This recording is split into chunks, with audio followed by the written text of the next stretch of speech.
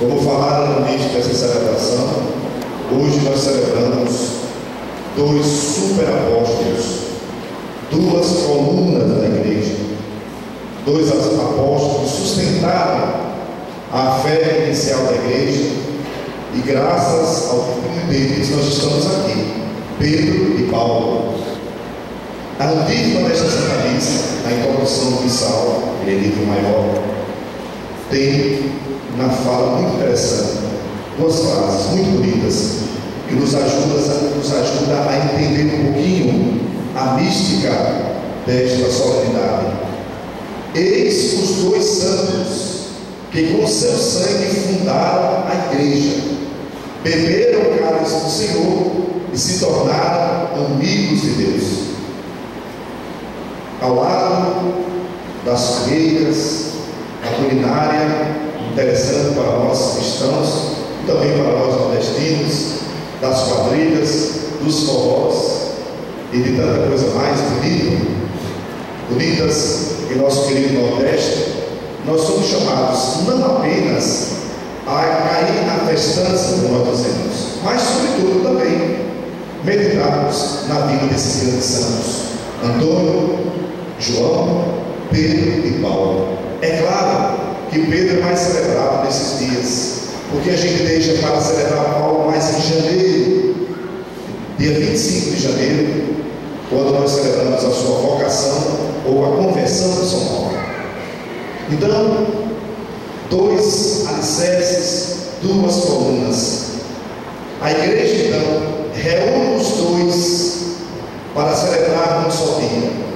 Por quê? Porque os dois morreram no mesmo dia? Não. Porque os dois são colunas, são importantes para a igreja e morreram no tempo do rei Nero, em Roma, Pedro e Paulo. Então, um se tornou a cabeça da igreja, Pedro. O outro se tornou o profeta, o apóstolo das nações dos gentios, Paulo. Ambos serviram a Deus e por caminhos diferentes chegaram ao martírio e deram a sua vida, derramaram o seu sangue exatamente pelo Evangelho de Jesus.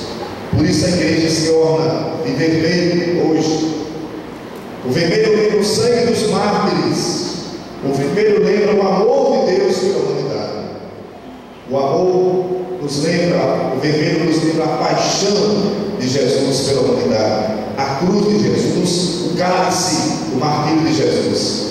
E todos os santos e santas que morreram martirizados, a igreja celebra de vermelho. Então, São Pedro, o primeiro papa da igreja, cabeça da igreja, aquele que Jesus mesmo deixou para levar adiante a marca que é a igreja, e ele hoje confirma a sua missão do Evangelho. Pedro, tu és pedra, e sobre ti edificarei a minha igreja. O nome de Pedro de batismo, Simão, mas geralmente na Bíblia, quando se troca o nome, é em função da missão. Então, de Simão para ser Pedro é muito diferente, mas aqui nós estamos exatamente lembrando da missão de Pedro. Pedro vai ser a pedra fundamental da igreja, a pedra vai ser o alicerce, a pedra angular, da qual, a partir dali, os tijolos da igreja serão exatamente colocados um a um, e Deus vai fazendo a amarração com a graça, vai colocando a argamassa. Pedro é a pedra fundamental. Então, Pedro e Paulo são os dois alicerces da igreja. A igreja foi plantada sob o sangue desses dois homens. A igreja foi plantada e instaurada por Jesus sobre as fadigas, sobre as dores e as perseguições de Pedro e de Paulo. Um com a sua pregação. Paulo fundou muitas comunidades na Grécia, no mundo pagão, no mundo gentil. Paulo fundou muitas comunidades, deixou para nós 13 cartas. Pedro pregou para os judeus. O cristianismo inicial ele era composto por duas classes de pessoas: os judeus dissidentes e também os pagãos ou gentios que se convertiam à nova fé, ao caminho, como era chamado inicialmente o cristianismo. Na primeira leitura nós vemos Pedro estava preso, só que foi uma prisão provisória. A sorte do discípulo é a sorte do mestre. Assim como Jesus foi perseguido, parou na cruz, morreu e ressuscitou, os discípulos, quem quer ser discípulo dele também terá a mesma sorte. Pedro hoje estava exatamente sendo preso porque Herodes queria satisfazer o ego dos judeus e porque ele estava pregando o nome de Jesus e a ressurreição de Jesus. Mas, graças, muito bonita essa parte na primeira leitura, graças à oração da igreja, graças à oração dos cristãos, Pedro foi solto. O anjo do Senhor apareceu e soltou Pedro. Pedro diz: obrigado, Senhor, porque enviaste o vosso anjo. E ele agradece também exatamente a comunidade nascente, porque zela e reza, e Deus o iluminou para que ele pudesse sair da sua cela. Na segunda leitura nós encontramos também Paulo preso, só que é uma prisão definitiva e derradeira para Paulo. Paulo foi preso, levado a Roma, Herodes mandou prender, depois foi entregue a Nero, e Paulo estava lá e vai fazer o seu testamento. Esta carta de São Paulo a Timóteo é o testamento de Paulo, as palavras derradeiras do apóstolo que já está sentindo que o seu martírio, que o seu cálice está próximo, que a sorte dele já está próxima. Então, Paulo diz assim, sem se amargurar, sem perder a fé e a esperança, ele diz palavras bonitas e derradeiras para acalentar os seus discípulos. Diz assim: caríssimo Timóteo, quanto a mim, já estou para ser derramado em sacrifício. Aproxima-se o momento da minha partida. Agora, a parte belíssima de São Paulo: combati o bom combate, completei a corrida, guardei a fé. Não obstante as perseguições e dificuldades que ele tivera, que sofreu muito, mas ele guardou a fé e combateu este bom combate. E agora entra a parte da esperança: espero a coroa da justiça, que o seu justo juiz me dará naquele dia, quer dizer, no dia da sua partida, e não somente a mim, mas também a todos nós, que esperam a sua manifestação gloriosa. Mas o Senhor esteve ao meu lado, e eu não perdi as minhas forças, porque o Senhor me deu forças.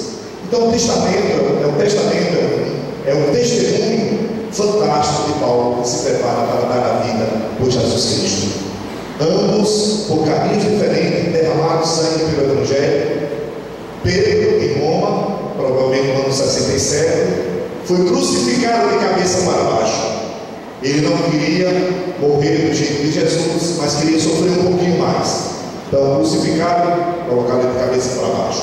Provavelmente, segundo a tradição, ele foi morto, enterrado lá exatamente onde tem a atual Basílica de São Pedro.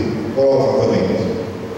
Paulo foi degolado também em Roma sob Nero, porque ele falava muito, dizia que era um pouco caro, ou tinha uma dificuldade, mas falava bastante. O pessoal chamava de tagarela.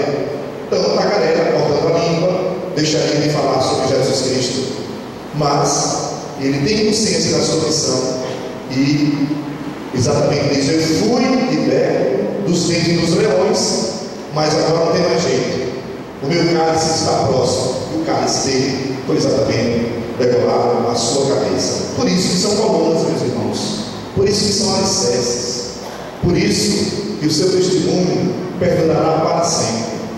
Nesta Eucaristia, vamos pedir ao nosso Senhor que esteja ao nosso lado, como esteja ao lado de Pedro e Paulo, combatendo conosco.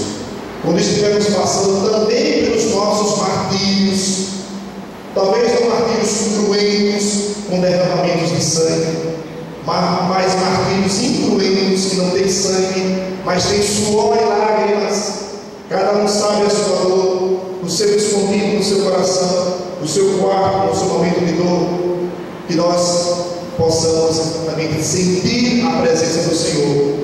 Como Paulo sofreu, estava preso, sentiu, foi forte a presença do Senhor, mas ele exatamente foi martirizado. Que nós também, como Pedro, sintamos a força da oração e a presença do Senhor, combatendo para sermos libertados das amarras, das dores, dos martírios que todos nós temos. Se fosse ouvir agora o testemunho de cada um, sei se cada um tem a sua dor, mas nós não podemos desanimar, nem perder a fé e a esperança. O Senhor está combatendo conosco. Temos que lutar e combater o bom combate. O Senhor não nos tira o combate, Ele combate conosco, está sempre perto da gente.